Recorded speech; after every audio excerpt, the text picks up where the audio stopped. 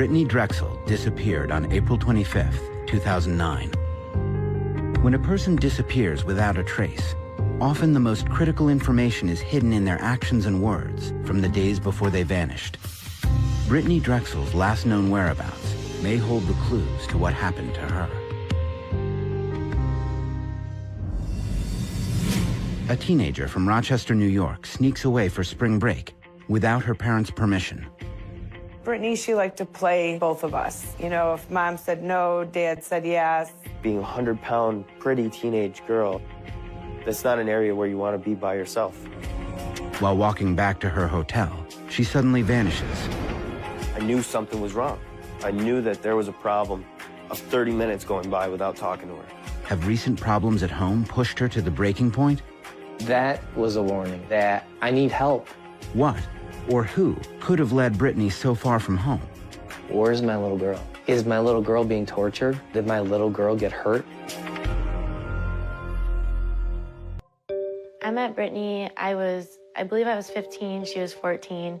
We became best friends, got to know each other, and been so close ever since. She used to like to joke around a lot, laugh. Just her smile just made you smile back. She was such a fun-loving girl and just smiling all the time. April 22nd, 2009. It's spring break for high school students in Rochester, New York. And with a long winter barely behind them, 17-year-old Brittany Drexel is ready for some warm sunshine. It's a long-standing rite of passage in the Rochester area for high school seniors to spend part of the week-long break in Myrtle Beach, South Carolina. Just kids, no parental supervision. There was about 30 or 40 kids going down to Myrtle Beach, and it's kind of a tradition for them to go down there. It's just like any other tourist area. You got hotels, you got shops. Those kids are going down there, drinking, doing drugs, partying, going out to night spots, and laying out on the beach.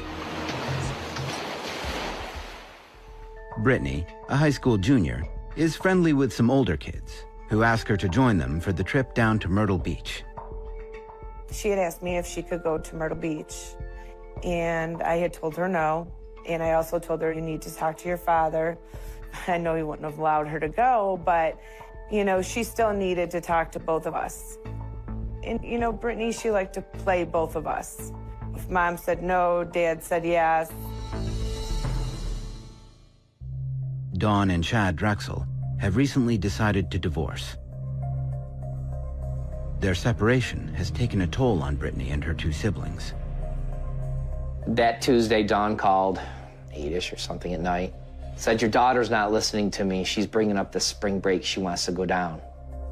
According to Chad, Brittany had recently been sleeping late and skipping school.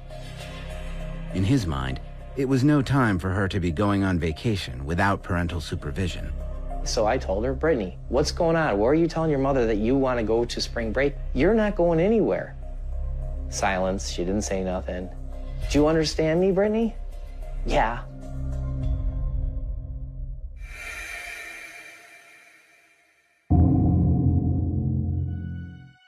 The next afternoon, Wednesday, the dispute continues. Brittany is so upset, she storms out of the house. She calls her boyfriend, John Greco, and asks him to pick her up. John, who has been dating Brittany on and off for over 2 years, knows how much Brittany wants to get away for spring break. Her junior year was a tough year for her. She was dealing with her family being in a divorce. Any problem that me and her would have would escalate the anxiety that she was carrying. Brittany's close friend Tara has seen how hard junior year has been for her classmate. She just wanted to hang out with her friends, just not have to stay home. She wanted to go away for spring break. She wanted to just be able to have fun for a week outside of Rochester. In the months before her disappearance, Brittany has had her share of problems. She overdosed twice on her mom's pain medication. Both times are after a major breakup with John. Brittany's father believes she was feeling the strain of her parents' divorce as well. In my heart, I felt like this is all my fault because I left the house and now all these things are happening. I went straight to the hospital. They pumped her. She didn't take as many as everyone thought. But that was a warning that I need help. I could remember the look on her face. Her face was just all red, and she was just crying. Tears were just coming down her face, and I looked at her and I said, Britt, why would you do this? Why? Nothing in life is that bad to do this. Brittany began seeing a counselor and eventually reconciled with John. This kind of troubling behavior was unusual for her. Brittany had been a carefree child. She talked about becoming a nurse and was also passionate about soccer. She was just the fastest on that field, no matter what team she played. It's the one thing that every coach always said was, I've never seen a girl that fast. Brittany, she's energetic, happy-go-lucky. She was the type of person that would walk into a room, no matter if it was the most depressing day of the week, she would light up that room.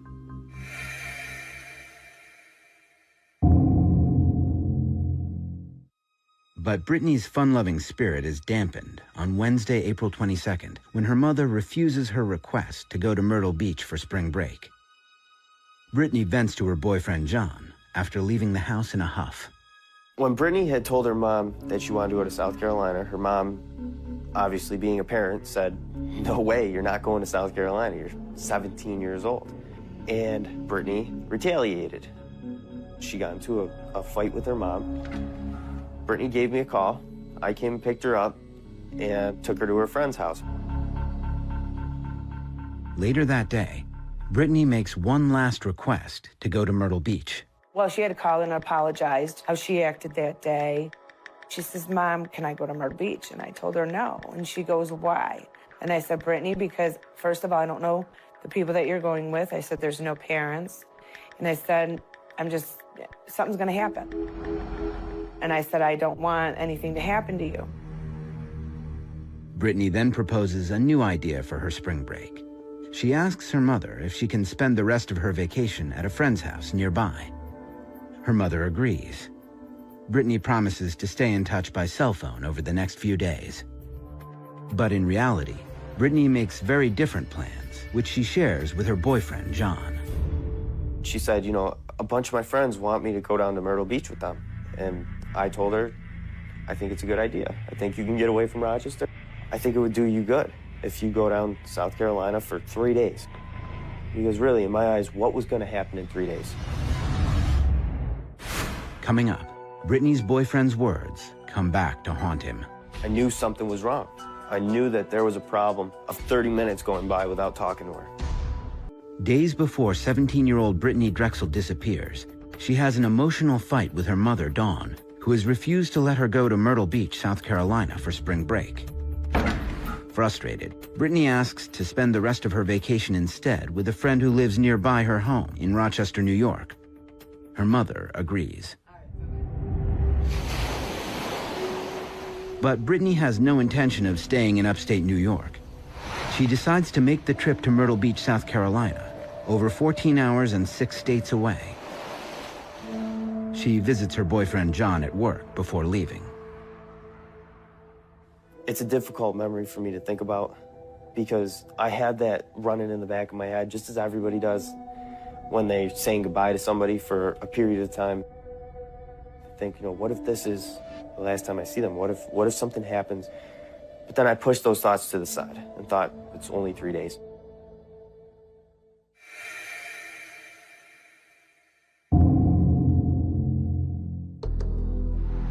Brittany leaves Rochester with 4 other friends Wednesday night, hoping to be at the beach by the next morning. The people that she went down with, I thought were trusting people. I didn't know them personally. She did ask me to come, and I could not go because I had work. Over the next few days, Brittany and John are in constant contact via cell phone, sometimes texting several times an hour. She tells him that she is staying at a hotel on the beach called the Bar Harbor Hotel. While she was down there, her first few texts were, this weather is incredible. I mean, there's palm trees. Being out by the ocean, it was incredible. But it isn't only the soft sand and inviting water that entice Brittany and her friends. With an abundance of bars and clubs, the area is a paradise for high schoolers enjoying independence for the first time. While the drinking age is 21, many of the clubs allow kids as young as 17 to enter. The bars and the clubs down at Myrtle Beach, it's more based around money. They can get tons of teenagers to come in, and if they turn the blind eye to the fact that they're 16, 17 years old, they're still gonna make the money. Brittany takes full advantage of her spring break freedom. She tells her mom that she's watching movies at her friend's house in Rochester, while sharing with John that she is having an amazing vacation hundreds of miles away. She was having a ton of fun. She was out having a good time, living the spring break life. She was with a bunch of her friends, having a good time. But by the second day, all that changes. Brittany starts feeling alienated from her friends. Brittany had told me that they were using a lot of drugs. She wasn't into the drug scene, and therefore she tried to exclude herself from that, and she tried doing things on her own. She walked to the restaurant by herself. She walked down to the beach by herself. Clearly, being in South Carolina, being a 100-pound, pretty teenage girl, that's not an area where you want to be by yourself. Early Friday evening, Brittany runs into a male friend from Rochester. 20-year-old Peter Brozowitz works for several local Rochester nightclubs. He's staying with some friends at the Blue Water Resort in Myrtle Beach, just a mile away from Brittany's hotel. Peter Brozowitz was a kid who I didn't know personally, but Brittany did. He was always out at the parties at the clubs, so we became acquaintances through just the parties and knowing the same people. I assumed, being a good friend to Brittany, that he would watch over her.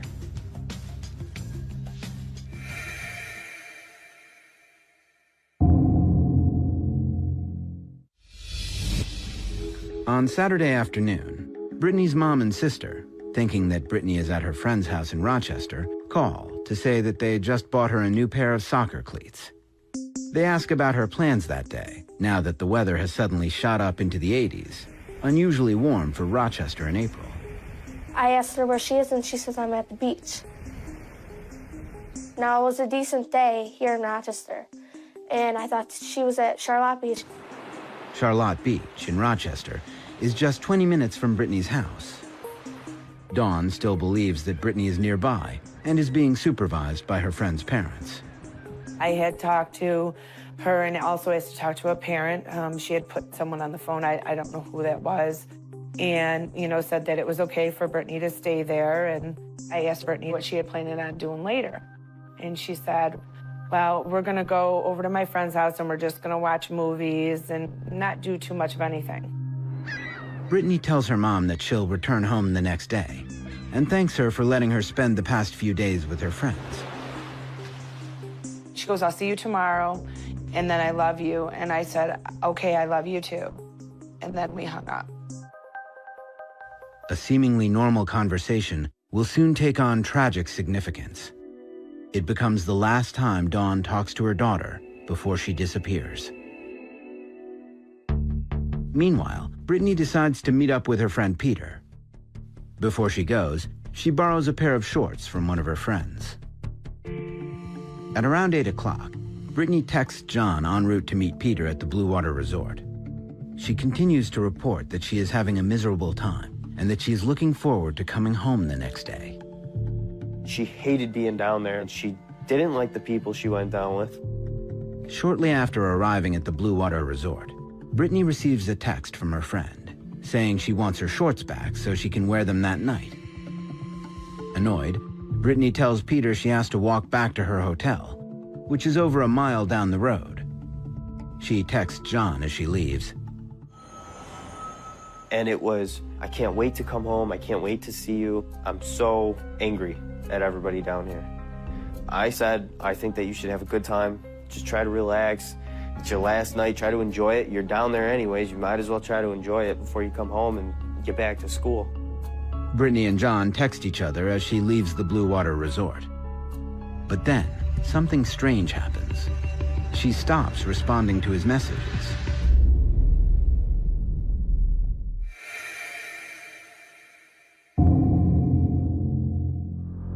I knew that something was up about 10 to 20 minutes later, but a half an hour later was when I really began to start freaking out. Me and Brittany talked every 10 minutes on the phone. I knew something was wrong. I knew that there was a problem of 30 minutes going by without talking to her. An hour later, John is worried. He threatens to tell her mom the truth about where Brittany really is if she doesn't text him back. I called Brittany, and there was no response. So I texted her, and I said, if she didn't get in contact with me, I was gonna call her mom. And I was gonna break the news to the family that she was down in South Carolina.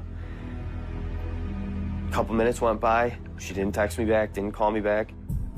Meanwhile, Dawn Drexel, Brittany's mother, is just returning home after having dinner with a few friends when she gets the call from John. Her mom said, I'm gonna kill her. Like, there's no way that she went behind my back and did this without letting me know about it. And she was initially very angry, as any parent would be if they found out their kid was 14 hours away. It wasn't registering until it started to sink in and I was thinking about it. Well, my heart dropped. I mean, what do you mean you can't find my daughter? And I started freaking out.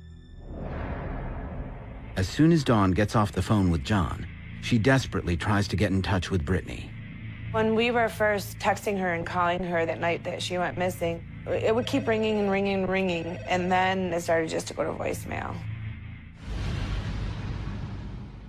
When I finished up work, it was 11 o'clock at night, and I got in my car, and I headed right to Brittany's house. And I walked in the door, and the whole family was sitting at the table, and I sat down and started to explain what happened. Dawn calls the Rochester police, but they can't do much from upstate New York. So John reaches out to a friend of Brittany's in North Carolina, who drives straight to Myrtle Beach to file a missing persons report with local police. Meanwhile, Brittany's family and friends continue trying to reach her by phone, but each call goes straight to voicemail. The next morning, Brittany's mom, boyfriend, grandparents, and 2 friends head down to Myrtle Beach to search for Brittany, while her father, Chad, looks after her siblings. Here I am driving down to Myrtle Beach, and I am just beside myself, thinking, how could this happen to my daughter? Where is she? Am I going to be able to find her? Coming up, investigators get a break when they discover surveillance footage that could help them find the missing teen. 17-year-old Brittany Drexel has slipped off to Myrtle Beach, South Carolina for spring break, unbeknownst to her parents. At about 9 p.m., Saturday, April 25th, she's walking to her hotel while texting her boyfriend John, when suddenly her texts stop. Brittany is not seen or heard from again. Myrtle Beach Police Lieutenant Joseph Kapp and Detective Vincent Dorio head the investigation. As police begin the search for Brittany, her mother, her boyfriend John, her grandparents, and 2 friends are still en route from Rochester, New York to Myrtle Beach. Trip down to South Carolina, I don't think anybody slept. It was extremely difficult because we knew that we're going down there to search for Brittany missing. It almost was a step out of reality. It was almost like this couldn't be happening.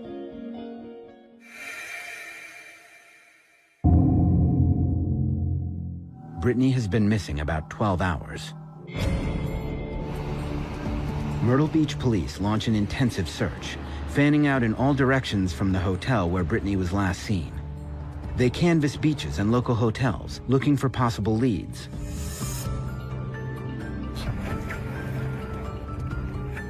Police find the friends with whom Brittany traveled from Rochester. They tell detectives they haven't been able to reach her since she disappeared and have no idea where she could be. When Brittany's mother meets with Myrtle Beach investigators, they ask her about Brittany's home life. They thought she ran away. And I know my daughter didn't run away. I mean, she was going to be 18. She felt like she was a grown-up. She was also looking at colleges and things like that. No indication that she did a lot of drinking or anything of that nature while she was here. Her brother and sister, she loves to death, and she would never leave them. Never up and leave them, willingly. The morning after Brittany's last contact with her boyfriend, John, Myrtle Beach police are still hopeful this case will resolve quickly, like so many other spring break missing persons cases. Especially with kids, is they'll go and sit on the beach and talk. They lose track of time is generally what happens.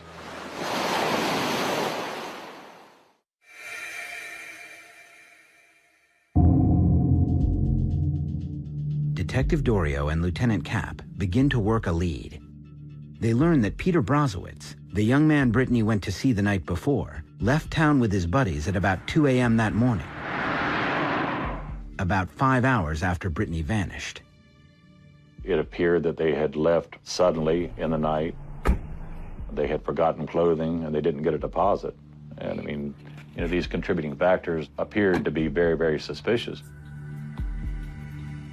As soon as Peter arrives back in Rochester, he is quick to acquire the representation of a criminal defense attorney. Investigators begin piecing together Brittany's last hours. On the way from her hotel to visit Peter and his friends at the Blue Water Resort, a traffic camera captures her walking and texting at about 8:15 p.m. We do see her, she's walking alone and using her phone. And we verify that she was calling the people that she was going to visit to try and find the location of the motel. According to Peter, Brittany left his room shortly after she arrived to go back to her hotel and return the pair of shorts to her friend. Detective Dorio checks the surveillance tapes of the Blue Water Resort. They verify Peter's story. We get her going through the motel's front lobby doors, and then a short time later exiting the motel and going northbound towards her motel. Detective Dorio can now pinpoint the time Brittany left the Blue Water Resort, 8:48 p.m. Police estimate it should have taken Brittany about 15 minutes to reach the traffic camera on the return trip to her hotel. Reviewing the tape on the traffic camera, we learned that Brittany never made it that far. Somewhere between the Blue Water Resort and her own hotel, Brittany vanishes. Police continue to question Peter, the last known person to see Brittany Drexel. They're curious about his departure in the middle of the night, shortly after Brittany disappeared. Peter totally cooperated with us. I mean, yes, he got an attorney, but he and his attorney were straightforward.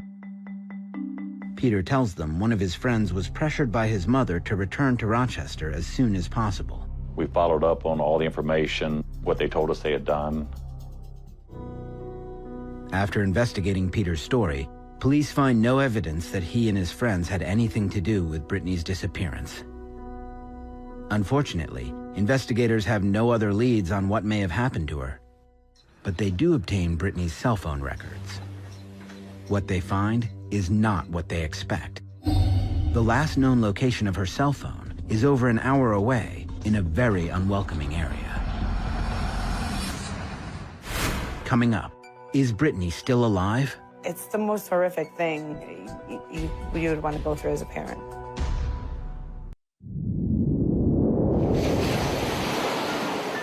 While Myrtle Beach police search the city for 17-year-old Brittany Drexel, Detective Vincent Dorio is investigating the last minutes before she disappears. On April 25th, 2009, what should have been the last night of her vacation, Brittany vanishes after visiting her friend Peter at the Blue Water Resort. She was still in Myrtle Beach. Graham Moore, a local reporter, has been tracking Brittany's case since her disappearance. They were in the hotel room. I don't think she was there that long. She got a call from her friend saying, hey, can you bring me back my shorts?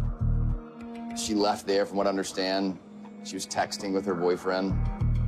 The Blue Water's surveillance tapes show Brittany leaving at 8:48 p.m. But Brittany never appears on footage from a traffic camera along the way, returning to her hotel. Now, With her cell phone records in hand, detectives hope to learn what happened during those crucial few minutes. At 8:58, she writes back to John, "No, I'm staying in, packing, and going to sleep probably." At that point, John asks, "Why, babe? Why, boo?" According to Brittany's cell phone records, this exchange with John, her boyfriend back in Rochester, occurs 10 minutes after she leaves the Blue Water Resort. She is supposed to be walking back to her hotel, just over a mile away. But the records show that suddenly, all outbound activity from Brittany's phone stops after this text. About 9:15, he starts writing back again, "Hey, why aren't you answering me? I'm concerned." At that point, that's when he starts text messaging her over and over. "Where are you? You okay?" John texts some of the friends who traveled with Brittany to see if they can reach her, giving investigators their next lead. And they start making calls, and that's how we're able to start tracking her as the phone is going southbound. Anytime one of her friends called Brittany, her cell phone would ping or communicate with the nearest cell phone tower. This tells investigators the approximate location of Brittany's phone at that moment. Although she is supposed to be heading north towards her hotel, at 9:27 p.m., about 30 minutes after her last text, the data reveals that Brittany's phone is heading southbound on Route 17. Her phone is pinging cell towers in an area called Surfside Beach, almost 7 miles south of Myrtle Beach. It would take 2 hours to walk there and about 15 minutes by car. The phone itself, because we're not sure if she was separated from the phone, was moving at a high enough rate of speed that it was in a vehicle. Police aren't sure if the cell phone battery then dies or if it gets destroyed. But at 11:58 p.m., just 3 hours after Brittany's last text to John, her phone last pings tower number 332. It's located 2 counties and over 50 miles south of Myrtle Beach, near Georgetown County.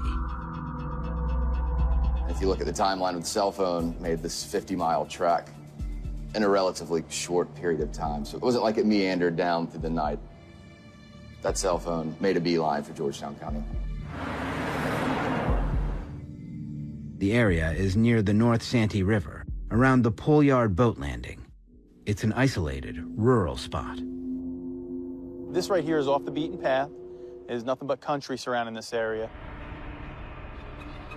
The folks that would know it are fishermen or some of the locals from the town of Georgetown, maybe just across the river. A 17-year-old from Rochester, New York is not going to end up at Pole Yard boat landing on a Saturday night during her spring break. It's a very rural part of the county, surrounded by water.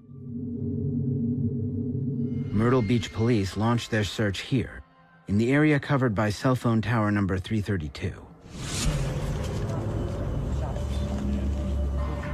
This right here is in the cell phone zone. It's about 4 miles wide, 5 miles deep. They staged here. The searchers then branched out to other likely zones. The terrain in these parts is notoriously forbidding.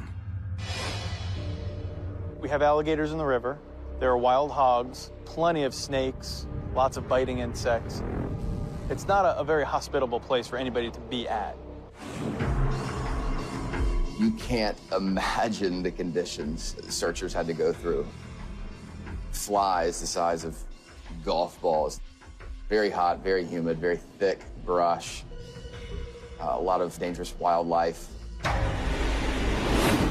After investigators conduct an initial search and find no trace of Brittany, local police and other agencies join forces to expand the effort. Because of the phone, it goes through Horry, Georgetown, and Charleston County. So we have 3 different large agencies working this together.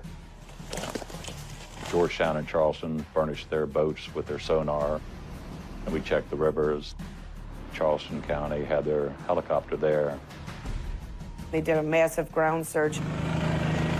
They were running their ATVs through there every 20 minutes to get the alligators to back off so the dogs could come through.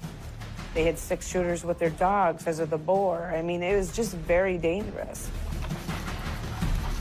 While investigators comb the area, Dawn and Brittany's other loved ones hold out hope for some sign of Brittany. There was a lot of questions going through my mind. It's the most horrific thing you would want to go through as a parent. It was very intense. There were long days. There was a lot of ground covered. There was a lot of hope in the beginning that something was going to be found. It was about a week long of just intense searching, hundreds of volunteers out there, looking for that cell phone, looking for any clue of Brittany. Monica Kaysen, director of the Q Center for Missing Persons, a family advocacy group that assembles volunteer search parties, is called in to help. We were going in the first 11 days that Brittany disappeared. We searched sun up to sundown every day. All of the probable areas that people enter, the probable areas someone could have pulled offside the road, dirt roads with nobody lives on them at all. Authorities know that the treacherous wildlife gives Brittany a slim chance of survival. The urgency was there to get her before the wild animals did. You know, there's always going to be hope. But while we're doing these searches, we certainly had numerous cadaver dogs. When they had been doing this search, they had told me, they said if she's in this area, she would have been ate within 6 hours. You know, and I felt like they're thinking she's not alive, which scared me even more. I mean, you become frantic. I mean, you never think of your child going before you do. The search teams find no sign of Brittany. Investigators continue combing the area and looking for leads, while Brittany's family and friends return to Rochester. Coming home without Brittany was very, very difficult. I came home. Her little brother Camden came over to my house and he goes, "I thought you were bringing Britt home." And I just looked at him and I was like, "I'm so sorry. She's not with me." A little brother and a little sister asking me, "Where is she? Why isn't she with you?" And being as young as they are, it's hard to tell them answers. I came back home and I walked upstairs and I had her pictures up. I had her clothes folded on my bed. I had like all of her stuff still reminding me it's not a dream. It's not made up in my imagination. Brittany's really missing. Where's my little girl? Is my little girl being tortured? Did my little girl get hurt and die? If that happened,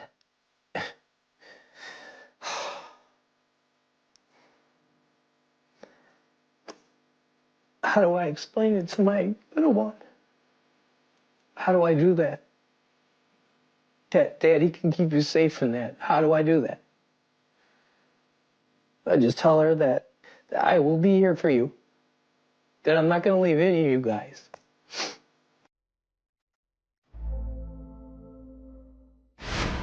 Coming up, the investigation into Brittany's disappearance seems completely stalled until 8 months after she goes missing, when a potential clue finally emerges. A week-long search for missing spring breaker Brittany Drexel turned up a possible piece of evidence in her disappearance. And close to 8 months since 17-year-old Brittany Drexel vanished while on spring break in Myrtle Beach, South Carolina. Police have no promising leads in the case. Finally, in mid-December, investigators get a tip.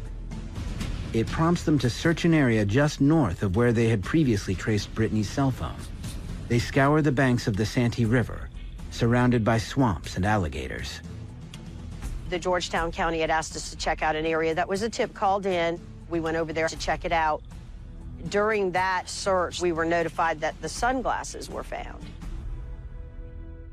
While combing the area, authorities get an intriguing lead. A pair of sunglasses that could be Brittany's is spotted on the muddy embankment of the Santee River. On the second day of that search, a man and his wife were on a boat. They had docked along the riverbank there, went to collect some firewood and came across a pair of sunglasses. They had seen the night before on the news that searchers were out there looking for a missing girl, and they thought it was odd, the place that they found these sunglasses. They found these sunglasses on a pretty desolate part of the riverbank. Investigators were pretty hopeful when they found them. Brittany's mom wants to believe that the glasses could be her daughter's. I had seen what the sunglasses look like, and I know Brittany had gotten a pair for Easter. But others are skeptical they belong to Brittany. I don't recognize them. It doesn't mean that when she was down there, she didn't buy them. It was months and months after her disappearance. So why all of a sudden are glasses showing up there that don't have all the mud, all the weathered activity on it, the leaves, the branches, all that? It could just be they had hikers and someone lost them out of their backpack. Since the sunglasses turn up a few miles from where the teams have resumed searching, those close to Brittany's case question whether the appearance of this potential clue might be calculated. Someone may have put them there that has been getting some heat from the authorities and wanted to try to bring the search elsewhere from this property or this area to this area now. Were they meant to be found? I feel confident that, if someone did put them there, that they wanted to be found. Investigators send the glasses to forensics for testing. They sent them off to see if they could collect DNA off of them to make any sort of match. And from what I've been told, there was no DNA on the glasses. Again, another dead end for Dawn Drexel and Brittany's family.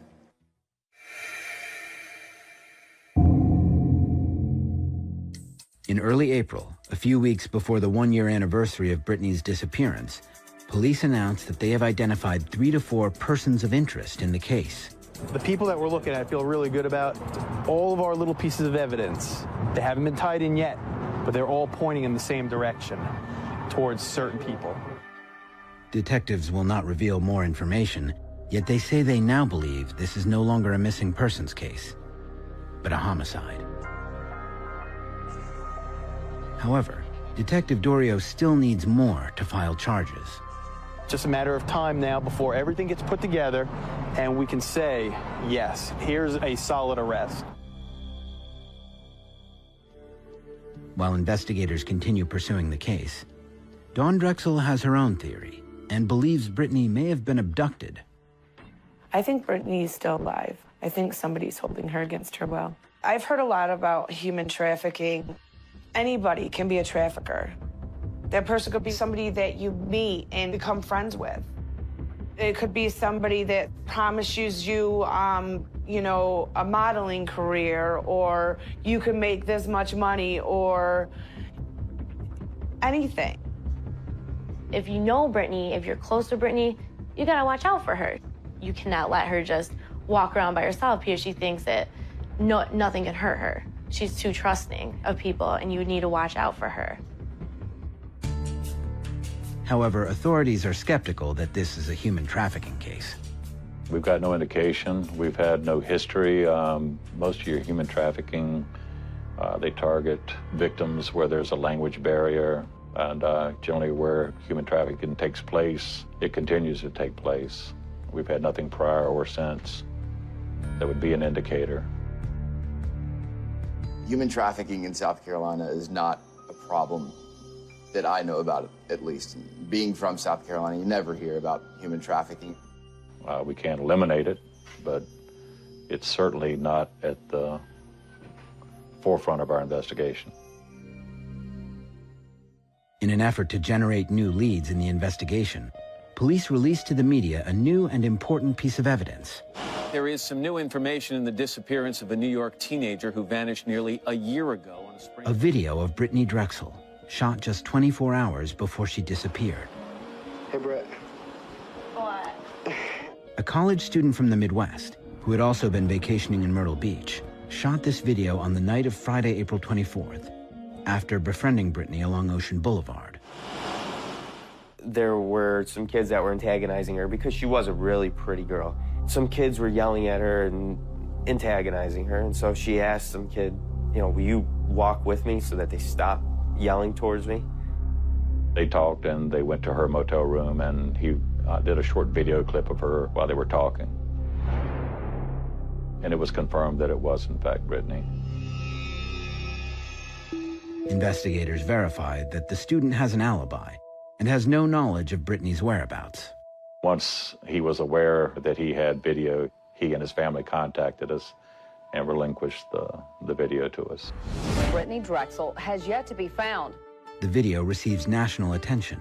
Now, never-before-seen images have surfaced from the night before she disappeared. A boy she had met on spring break shot this cell phone video at a hotel. Unfortunately, nothing emerges that enables police to make an arrest. Back in Rochester, Brittany's loved ones struggle to make some sense out of her disappearance. They try to move on with their lives while honoring Brittany. At this point, I'm advocating for Brittany, but I'm also trying to get the awareness out to all these parents that think that this could never happen to their child. Teenagers, you know, they think they're invincible and that this could never happen, but these parents need to know that this happens all the time and have them be aware. I am now studying criminal justice because I want to help find girls who are missing, and I want to be the person who is able to catch that person who has done it. And I'm going to be the best that I can be so I can be that person that will give those families justice. Brittany's family and friends do not give up hope.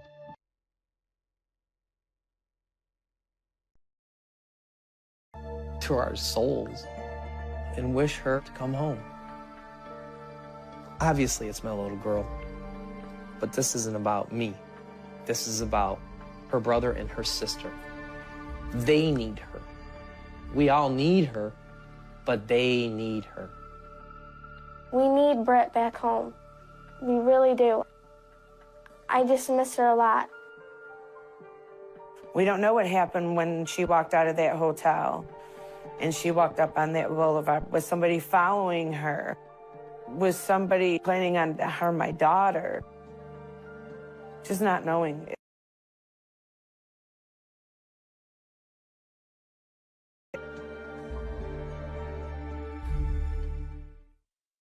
When a person disappears without a trace, often the most critical information is hidden in their actions and words from the days before they vanished.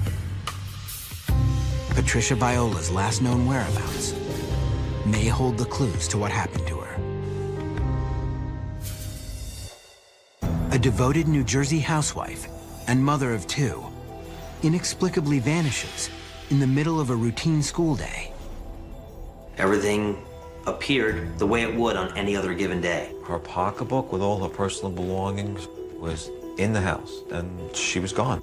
At first, there seems to be no trace, but it's not long before hidden animosities come to light. I have never seen Pat react that way. She was not herself. And a decade-long police investigation reveals this small town is not as idyllic as it appears. Burglars do hit homes. It does happen. The exact words were, "I killed the old girl." February 13th, 2001. It's a cold afternoon in Bogota, New Jersey, a quiet town just across the George Washington Bridge and seemingly a universe away from the throng of New York City. Bogota's a small town. It's about 7/10 of a mile. We're about 2 miles outside of New York City. 40-year-old Jim Biola has left his 9-to-5 job as an engineer at Honeywell early.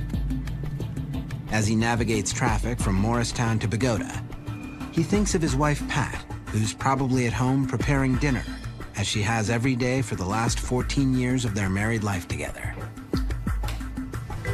But as he walks through the back door of his house, balancing Valentine's Day gifts in his briefcase, he's surprised to discover the burglar alarm has been activated, and Pat's not home. I was quite shocked because when you open the back door, the first thing you hear is you hear the beeping that the alarm is set. So I dropped everything that I had in my hand and ran over to the panel because they only give you like 20, 30 seconds before the alarm will trip. At the same time, I'm thinking, where is Pat? It was very unusual. In this household, where routines run like clockwork, something's suddenly amiss. If you're the type of person who's home every day at 5 o'clock, and for the last 5 years you've been at home at 5 o'clock, and somebody comes to your house at 5:05 and you're not there, they can report you missing. Pat is the kind of woman whose entire life revolves around the stable comforts of home. Just a few weeks earlier, 42-year-old Pat Viola was beaming as she presented one of her famous homemade birthday cakes on the evening of her son Michael's 10th birthday party. I don't remember what presents I got, but we had a big cake. Everyone came over, and it was a lot of fun. When it comes to birthdays and holidays, she wanted to get the perfect gift for you. At least outwardly, the Viola family has seemed picture perfect since Pat and Jim met in 1982. On the day he interviewed for his current job, Jim noticed the young woman working in the personnel department right away. I thought she was just cute. I liked her right off the bat. Once they did start dating, it was just meant to be. It was a love story. The romance blossomed, and Pat and Jim got married in 1986. The day of Pat's wedding, she was radiant. Her eyes were like jewels.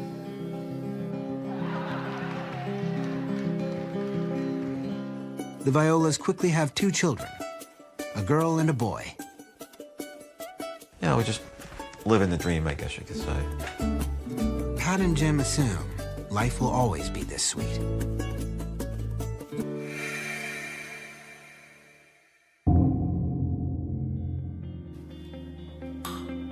On the morning of February 13th, 2001, the day before Valentine's Day, life in the Viola household is chugging along on its usual schedule.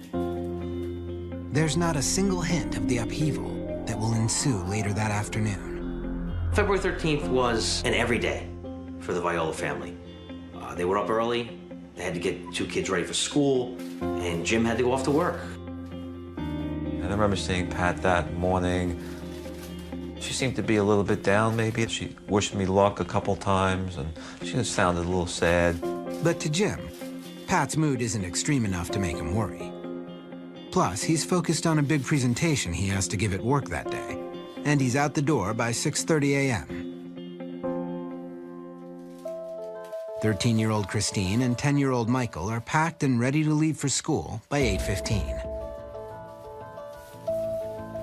Then, Pat prepares to leave herself. Just before 8:30, she bundles up, leaves her house on Chestnut Avenue, and makes her way along the 2 short blocks to her son's elementary school. Pat had to get ready herself to go in to be the volunteer school librarian at the children's school.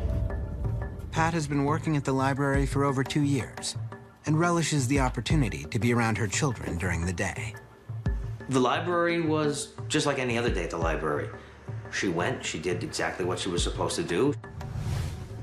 But while Pat is going about her regular activities, shelving books and processing checkouts, something unusual happens back at home.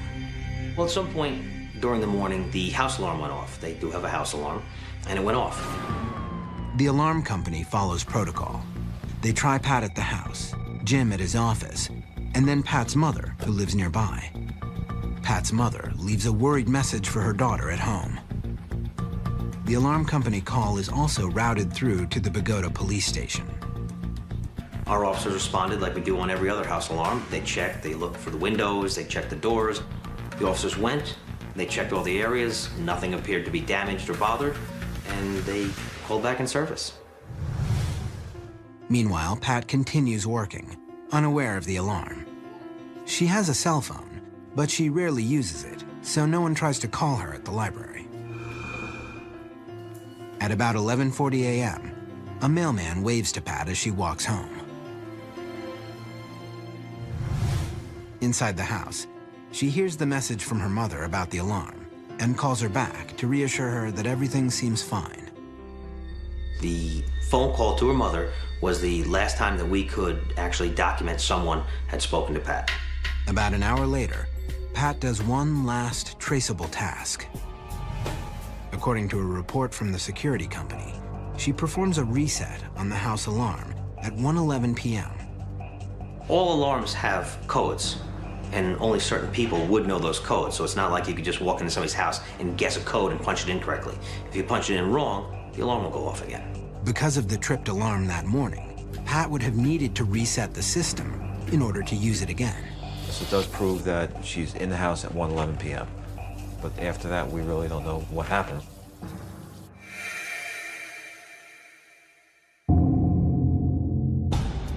When Jim Viola walks in the door and realizes his wife Pat is gone, there's an eerie quiet.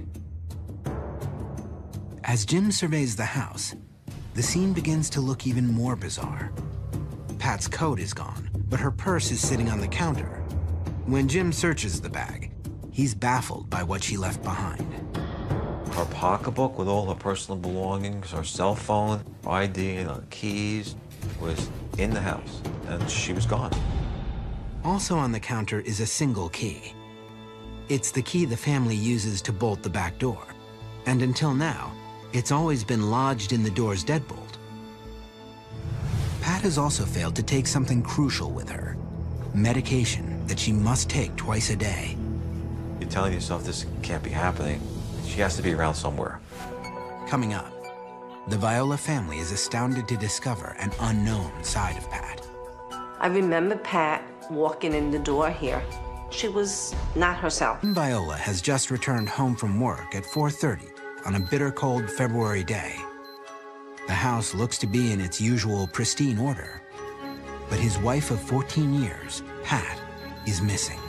There does not appear to be any signs of foul play, nothing knocked over, nothing banged around, nothing broken, nothing turned upside down. Everything appeared the way it would on any other given day. Except for one thing.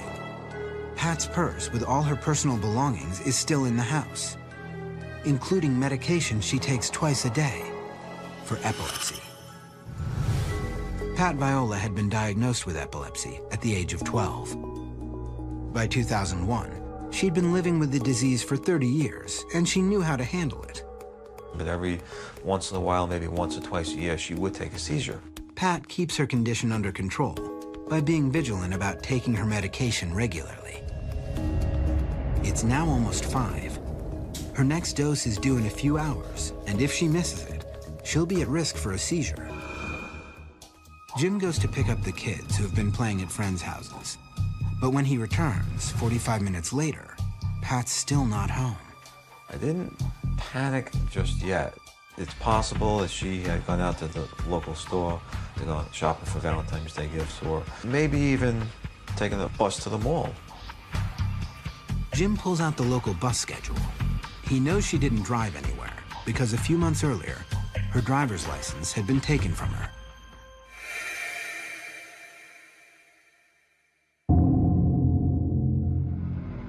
In November of 2000, a disturbing event occurred in the Viola house, and it had a powerful ripple effect on the winter that followed. Michael and I were at a hockey game. My sister was here with Pat, and Pat took a major grand mal seizure. Ambulance was called, and she landed in the hospital. She recovered, but it was a pretty bad seizure. The seizure was so severe that her doctor recommended her driver's license be suspended for 3 months. When Pat lost her driving privilege, it was a major downer for her. Throughout the Christmas holidays, Pat can't drive herself to the mall and enjoy the simple pleasure of buying presents for her kids. She knew she could ask a friend to drive her, but she hated to rely on someone else to do something she felt she should have been able to do herself. She didn't like her independence taken away from her. It frightened her. But in January, after 2 months with no more seizures, Pat holds out hope that her license will be restored at her next doctor's visit.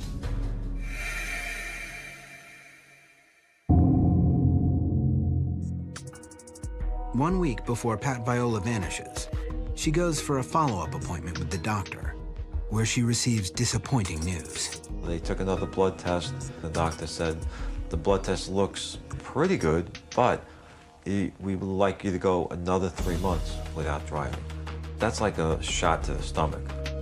She was so active with the kids, taking them to sports, taking them to scouts. Part of her ability to take care of them and do things for them was stripped, which could definitely play with someone's psyche. But the suspended license isn't the only stress in Pat's life that winter. Several family crises were occurring, one right after the other.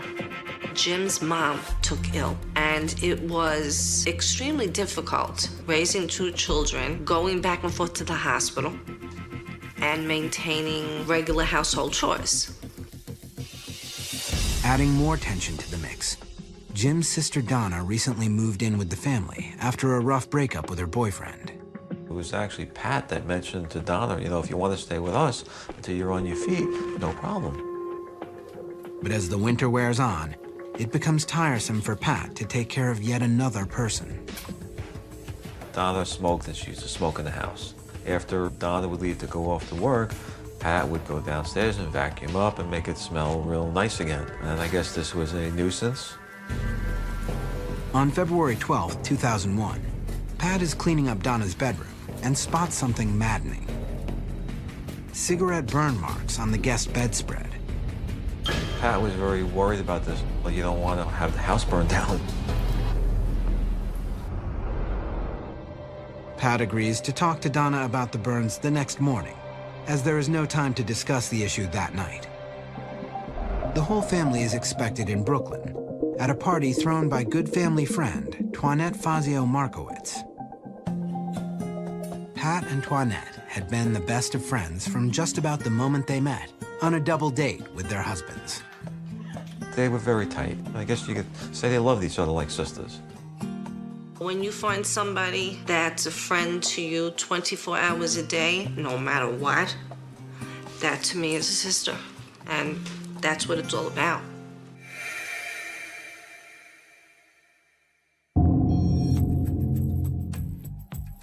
On February 12th, at her home in Brooklyn, Toinette receives a disturbing sign that something is very wrong with her best friend.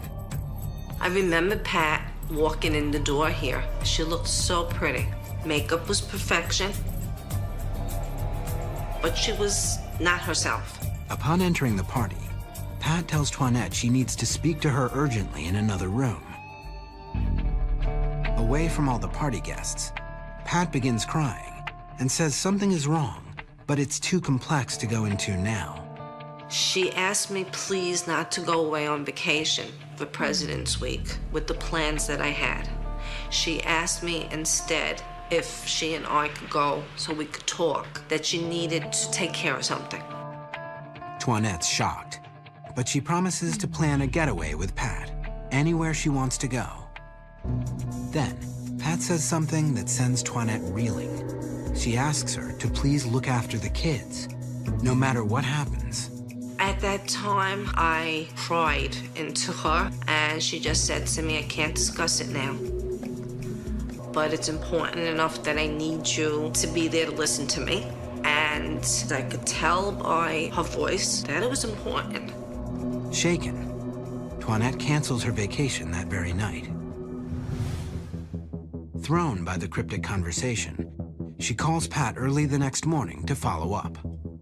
She's surprised to hear Pat brush off their talk from the night before and change the subject to Valentine's Day presents. She sounded tired on the phone and a little bit like hectic. But besides for that, okay. But when she gets off the phone, Pat displays a side of herself that no one has ever seen before. Pat storms downstairs and confronts Donna about smoking in the house. Pat came down the steps, and she seemed to be very angry and yelling at Donna, and Donna was very shocked and bordering on tears because this was not Pat. It was out of character. I don't think I've ever seen her raise her voice at all, you know, to anybody.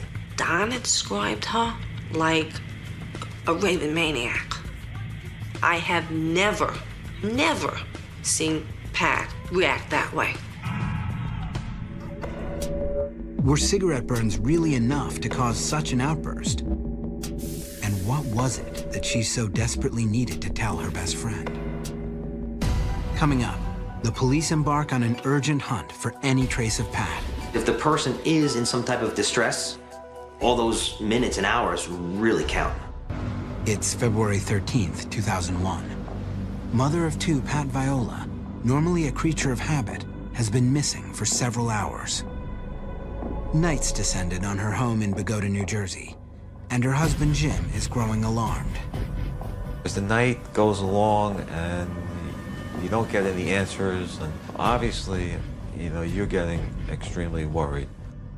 Jim has called every friend and relative he could think of in search of Pat. And now he's facing heartbreaking questions from his two kids. Around 11 o'clock, I turned to my dad before I went to bed, and I asked him, where's Mom? Where's she sleeping tonight? Is she okay? And he really didn't have an answer. And that was very upsetting. That night was certainly a rough night. When you got to put your kids to bed and then their mom isn't home, it was a tough one. At 11:58 p.m., Jim Viola calls the Bogota police and reports his wife missing. Two officers come out that night and take an official missing persons report. The next morning, the report lands on the desk of Captain James Sepp. Captain Sepp starts by examining the known factors. Pat was home at 1:11 p.m. We can confirm she was in the house because the alarm was reset. 4:30 p.m. is when Jim Viola comes home, and she wasn't home. So Sepp is faced with a question. How did Pat leave the house between 1:11 and 4:30 p.m. if she didn't drive? We actually stopped all the buses in the area. We talked to the bus drivers, we spoke to the people that got on the bus, just to see if any of them recognized her. The police then checked the call logs of every taxi company in town. This area, you're not allowed to drive a cab and just pick people up off the street. There's no hailing cabs in this area, so it wouldn't be like a random cab just came by and she hailed it and jumped into the cab. They go door to door, asking neighbors if anyone saw Pat Viola leave the house on foot. We also called down to the Port Authority police, and we asked them to check logs to see if anybody with her name got into a plane. All the efforts turned nothing. Within hours, the police investigation shifts focus from how Pat left the house to where she could be now. As time goes by, as we start putting the hours behind us, we definitely try to ramp up our efforts, because if the person is in some type of distress, the harder we look and the faster we look, the better off we are. The sheriff's department offers a police dog to search the railroad tracks and along the banks of the local river. Because we might actually find somebody laying on the side of a road in a ditch, and if they're clinging to life, all those minutes and hours really count. We have to make sure that we look under every stone.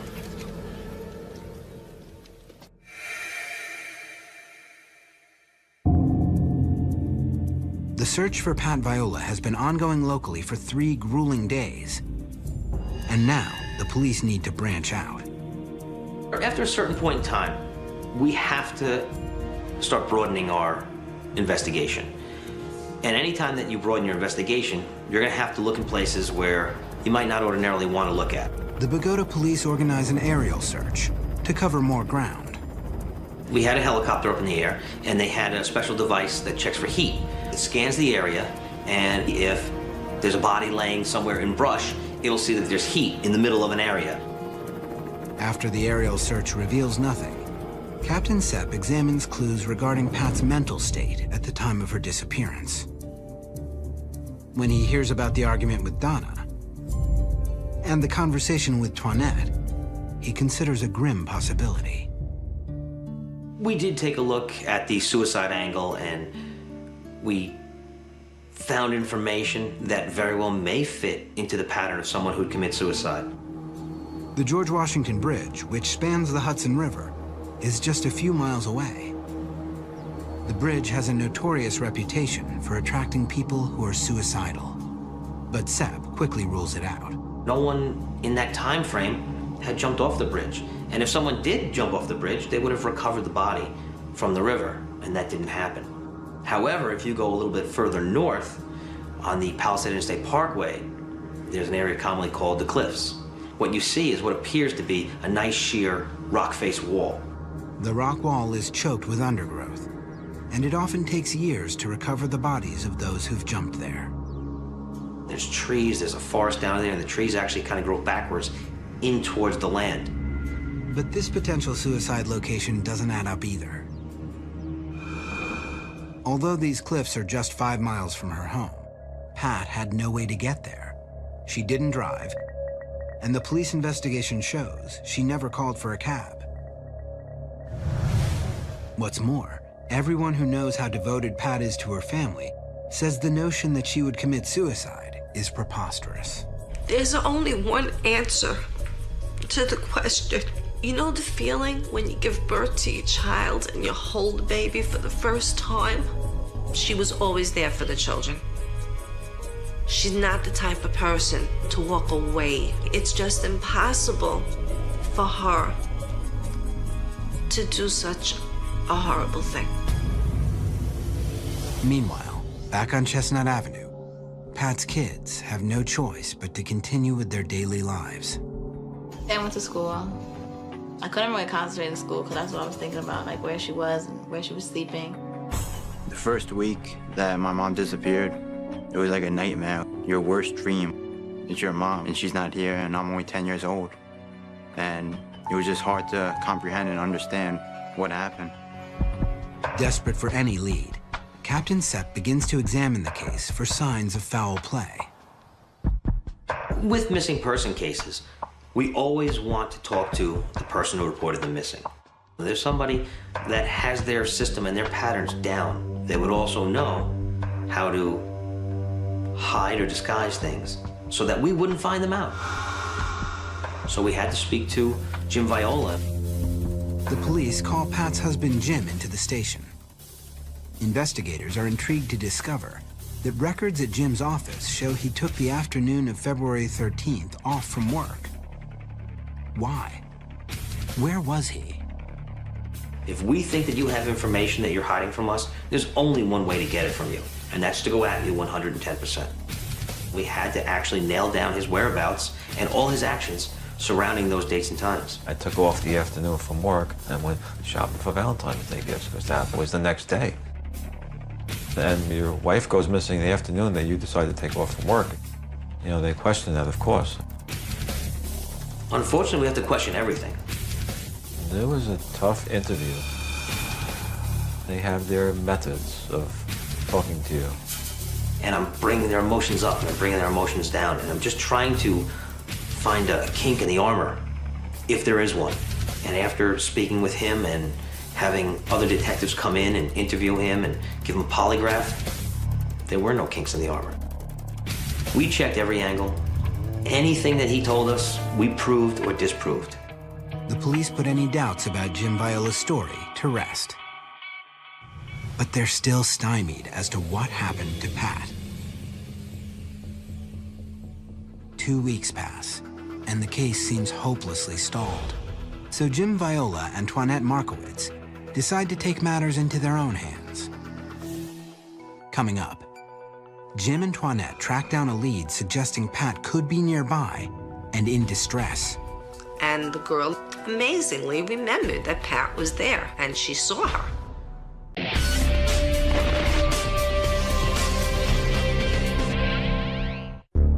New Jersey housewife Pat Viola has been missing for 2 weeks. She's left almost no trace, and police have no leads. Her husband Jim and her best friend Toinette are reeling. It seems incomprehensible that Pat is gone, and that trying to find her is now their new daily reality. They start to formulate their own theory. When Pat and Toinette last spoke, Pat brought up Valentine's Day gifts, and that she was looking for something specific. When she came into Brooklyn for the party, I had this singing monkey. I just wanted like a gag thing to give to my husband. And she loved it. So she wanted one for Jimmy. And I heard from her friend Toinette that she was in the market for this singing monkey, so I'm thinking she could have gone out shopping for this item. Jim and Toinette start to wonder if Pat could have suffered a violent seizure while shopping. What if she fell and hit her head, inducing memory loss? Stress can trigger an epileptic fit, and Pat certainly seemed stressed the day before she went missing. Perhaps she's an amnesiac at a hospital somewhere, uncertain of who she is or how to get home. Since I was extremely upset with the situation, I decided that I had to do what would give me the right to sleep at night when I put my head on the pillow. So I went on foot to find the store that was selling this singing monkey. In the gift aisle, Toinette finds the exact monkey Pat had been searching for. Then she shows a photo of Pat to the first clerk she sees. And the girl amazingly remembered that Pat was there, and she saw her. The clerk doesn't know where Pat went next, but it's the first piece of new information Toinette's heard in weeks, so she's thrilled. I almost hugged the person in the store when she said to me, I saw that lady, she was here. Toinette feels she is closer than ever to finding her best friend.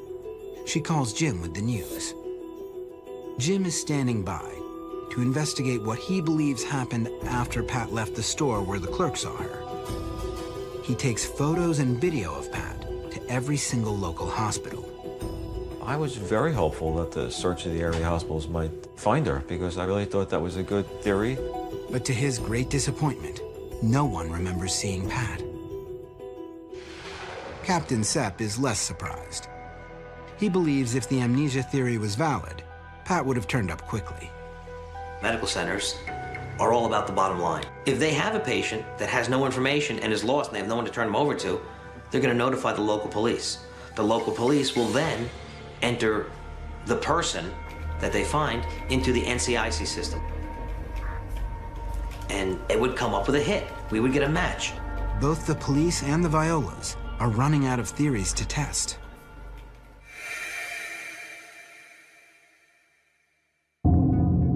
It's mid-March. 1 month has now passed since Pat Viola vanished from her home in New Jersey. The investigation has started to falter, and the police need help. After the search, we turned to the media. We put out press releases. We called newspaper people in. We called television crews in. Anybody that would come listen to our story, we put it out there, and we threw it out there every day. We put it out as many times as possible. After each new broadcast, Captain Sepp and Jim Viola wait for a miracle. And then, when they least expect it, one seems to appear.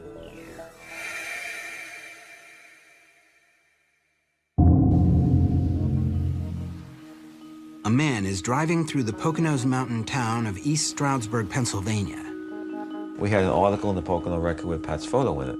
A gentleman in East Stroudsburg who had just read the newspaper article about Pat and seen her picture was driving his car, stopped at a light, and looking across on the side street, he thought he saw Pat. The town is 70 miles west of Bogota. But when Jim Viola hears about the tip, he's intrigued. He knows Pat is very familiar with the area. Jim and Pat had a timeshare that they used out in Stroudsburg, just over the border into Pennsylvania from New Jersey. And it was a place that they went to get away. Certainly the idea that maybe Pat wanted to get away for a couple days crossed through my mind. Perhaps the argument with Donna pushed her over the edge, and Pat somehow found her way to the mountain house. Could something have happened to her in the Poconos, which left her unable to get back to her family? So as soon as I found out, I immediately took off from work, went down to the area. I've spent the whole day there. Jim went and posted missing flyers and posters all throughout the area. I was all over it. We got TV coverage in the area, and it sounded promising. Jim can't help but be hopeful as he talks to every cafe and diner employee he sees. But the tip that seemed so promising yields little concrete information. Somebody did call, and they thought that maybe they had seen her, but the information turned out to be useless to us. Throughout the next several months, leads come pouring in every time Pat's story airs on television. Whenever you get a tip, it really lifts up your spirits, and you are all over it.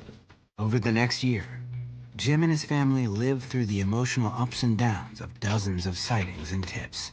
Your adrenaline just comes right in and doesn't stop flowing until you hear, no, I'm sorry, it wasn't her.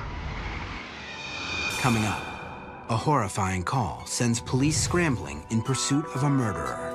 The exact words were, I killed the old girl. Captain James Sepp has been tirelessly working to find Pat Viola for over a year.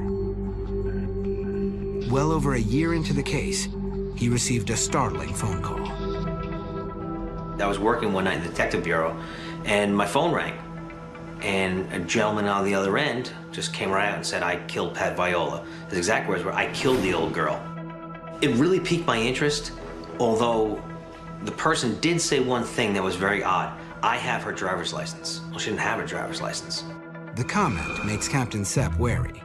He knows Pat's license had been suspended 3 months before she went missing. But he still can't ignore this call. It's very possible maybe she left with an old driver's license. I couldn't be absolutely positive, so I kept the person on the phone as long as I could, and the entire conversation was recorded. I called the Bergen County Prosecutor's Office, and I asked them to put a trace on the phone call that came into headquarters, and they were able to trace back the records to an address in Florida. The connection seems tenuous, but if the police can track down this man, they may just find out what happened to Pat Viola. The man on the phone says he is getting on a bus that's heading up the East Coast toward Massachusetts. Then, he offers the name of a woman who will be traveling with him. New York and New Jersey area police mobilize a unit in North Carolina to stop the bus on the highway. But once on board, they find no one that could possibly be the caller. But they do find the woman he mentioned, and she knows exactly what's going on. She confirmed for us that it was her ex-boyfriend, and her ex-boyfriend was harassing her because she'd left him for another man and was going up to his place in Massachusetts. The entire episode is a bizarre ruse. Basically, it was a way for him to try to get back at his ex-girlfriend for leaving him. He thought it was a great way to harass her. Turned out it really wasn't. And as work on the Pat Viola case continues, it becomes harder to bring in new and accurate information, even when tipsters mean well. After a while, people have heard it all. They've read it. And then their memories start becoming what they read and what they saw on TV as opposed to what their actual memory is. The case goes cold for several more years.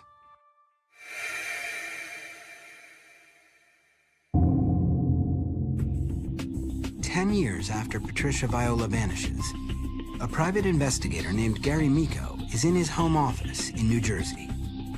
I came onto this case by reading an article online about the plight of the missing and the unidentified in our country, and was appalled. I didn't know what I could do. I thought maybe I could help someone. I began by searching missing persons in New Jersey and stumbled across the Patricia Viola website. Miko is touched by how much time and effort has been poured into creating the website. He calls Jim Viola to volunteer his services. The first thing I needed to do was just get an overview of the case. I drove up here to view the neighborhood, to see it, to feel it, to be here 11:30, 11:40 a.m., the same time that she went missing. I wanted to see what she saw. I wanted to walk where she walked. Miko tracks down the mailman whose route ran through Pat's neighborhood years before, on the day Pat went missing. He remembers seeing her walking home that day. And then the mailman says something strange. The mailman says, "I can't believe there's not a connection between what happened in 1997 across the street from the Viola residence and Patricia's disappearance." Investigator Miko's surprised to learn that another dark event occurred on Chestnut Avenue. October 23rd, 1997, there was a triple homicide in a house across the street from where Jim Viola and his wife Pat lived. It was a robbery that turned bad, and the home invasion turned out to be the scene of a triple homicide. The neighbor was a diamond dealer, and gems were at the heart of the robbery. The murderers were quickly caught, thanks to a neighborhood tipster who spotted a suspicious-looking man waiting in a car. That guy turned out to be the getaway driver for the men who were actually inside the house killing the people at the time. At first, the hideous crime doesn't seem to have any connection to Pat's disappearance. Well, you hear that, but that's 1997 is a triple murder. This is now 2001. How could 1997 overlap into 2001? Then, Gary Miko stumbles across a tantalizing fact. He learns that the murder trials were going on in late 2000 and early 2001. And during that time, there was a nefarious turn of events. One of the murderers, faced with the prospect of a life sentence, decides to do away with some witnesses. One of the individuals, I guess he spoke to people at the jail and he was looking to hire a hitman. He thought that if people weren't around to testify against him, it would make his case a lot easier. Fortunately for us, someone in the jail turned this information over to the sheriff's department, and we were able to get an undercover detective from the Bergen County Prosecutor's Office in to pose as a hitman. Thanks to the planted hitman, the county prosecutor is able to foil the plot. Still, several people in the neighborhood wonder if through some connection to this case, harm may have come to Pat Viola. Could the murderers on trial have assumed Pat Viola was the watchful neighbor that turned them in? The Bogota police aren't convinced. Pat Viola was never part of that investigation. She wasn't a witness, she wasn't spoken to, she didn't come forward with anything. The only coincidence between the triple homicides and Pat Viola was the fact that she lived on the block. Still, many find it hard to believe that two incredible events on the same quiet block of a small town are unrelated. Perhaps there was more to the tripped alarm the morning Pat disappeared than anyone realized. Burglars do hit homes twice. They do hit the same homes twice. It does happen. And with the amount of press, and there was a lot of it at the time in 2001 on the trial, maybe some bad guys were reading the paper again. Maybe they said, well, you know what, they're still living in the home. They're still involved in diamonds. Maybe we need to hit it again. Maybe they hit the wrong house. It's a major stretch, but it's 10 years later. She's not here. You need to look into it.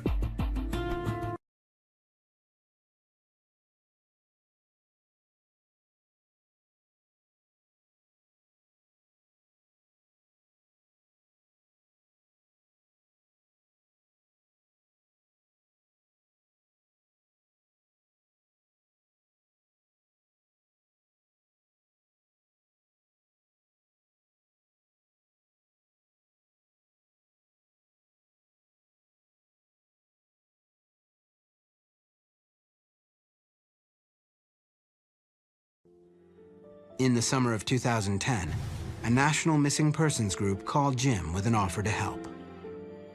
They do a cross-country tour where they feature up to 100 missing persons. But this particular year was special. Pat was selected to be the main honoree for the entire tour. The release of the balloons into the air brought goosebumps to everybody, because no matter what, you just don't forget people you love. The tributes are comforting, but they don't make up for the sorrow Pat's family feels on days she would have cherished. I got married on November 25th, 2009. I got emotional at my wedding because it was hard for me and I wish she was there. Well, holidays these days are very tough. Whenever the holiday time rolls around, you know, I tell myself, I can't do this. But every year I manage to do it. You know, I pull it together for the kids. You know, put up the tree. You know, the tree we bought together in 2000. And that's the tree I put up.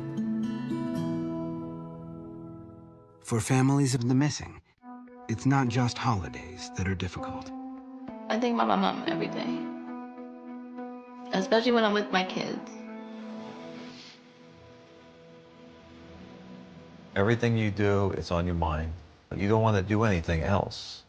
You know, you're sitting in front of the TV, you're watching the ball game, and you feel like you shouldn't be doing this. You feel guilty. You should be out there trying to find her. I think about my mom every day before I go to bed, and her whereabouts, her well-being, and just hoping that she comes home.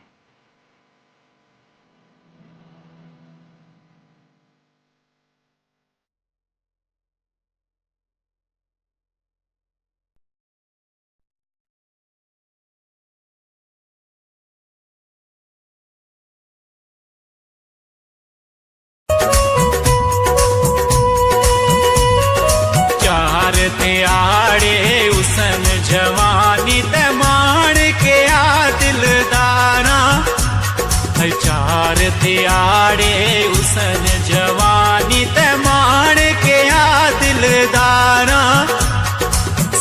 सिखते असियों मुहम्मद बख्शा क्यों परवानी यारा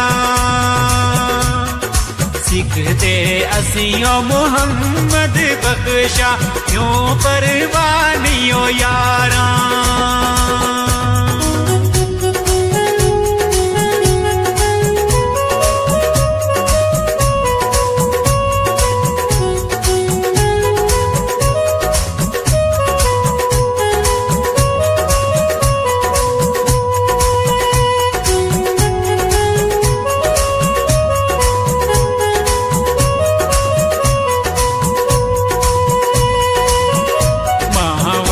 की कोई चीज नहीं जगत में सारी दुनिया फरोली मावर की कोई चीज नहीं जगत में सारी दुनिया फरोली जेड़ी ठंड कले जनु पावे ओ मां दिवे मिठड़ी बोली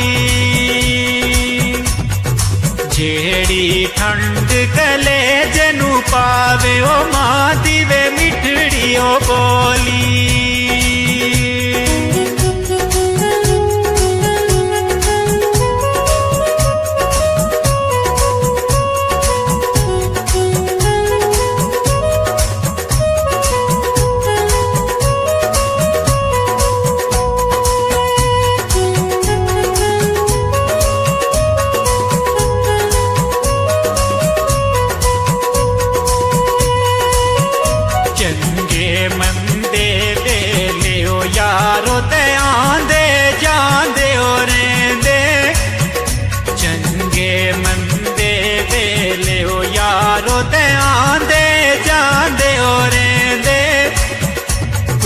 अपना ते ओ कूड़ पर आया ओ वेले सब दस जांदे कूड़ तेरा ते कूड़ पर आया वेले ओ सब दस जांदे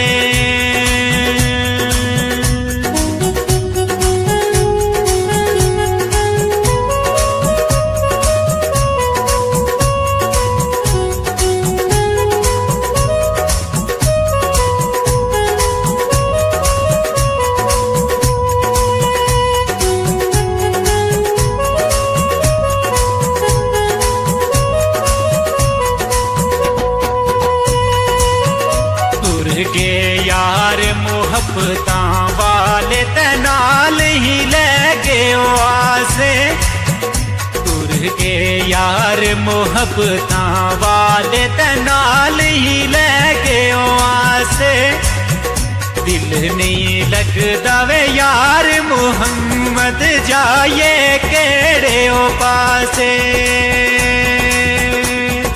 दिल नहीं लगदा ओ यार मुहम्मद जाए वो केड़े पासे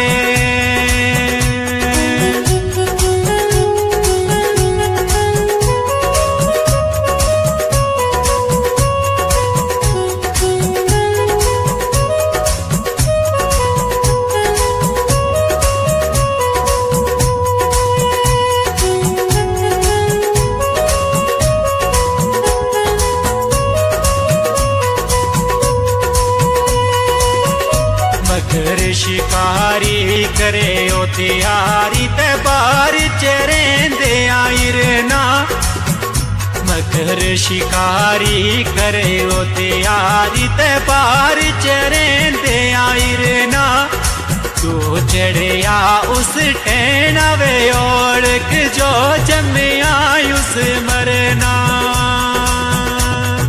जो चढ़िया उस टैना वे ओढ़क जो जमे आयुष मरना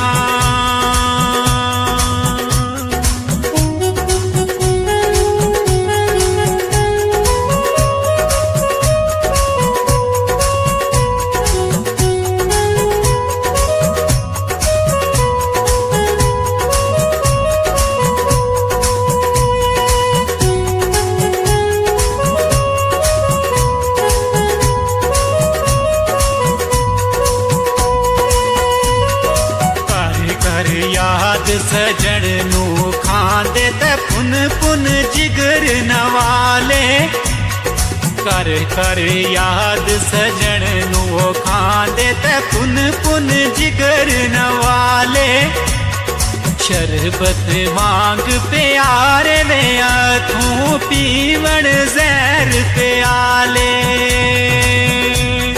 शरबत मांग प्यारे वे अथूं पीवण जहर प्याले